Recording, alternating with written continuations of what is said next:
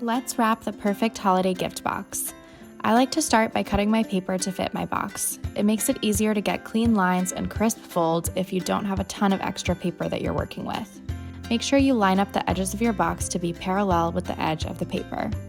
Start by placing your box face down in the center of your paper and fold each edge over and secure with a small piece of tape. Try to pull the paper tightly over the corners of the box for extra clean edges.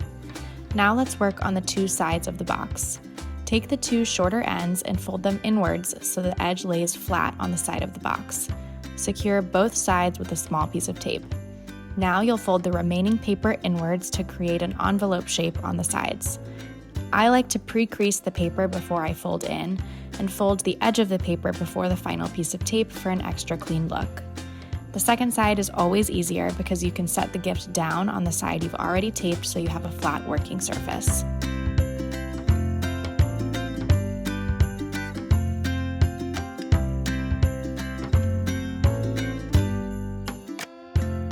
Now let's add a bow. Again, I like to measure the ribbon before getting started so I make sure I have enough length to wrap around the full box. Start by laying your ribbon flat against the front side of your box and then flip it over and cross the ribbons to create an X shape on the back. Pull it tight to keep your bow secure. Now flip the box over again and cross your two ends of ribbon underneath the flat piece on the front. This will keep your ribbon in place so you can tie your bow. I like to use the bunny ear method so I can shape my bow loops before tying the knot.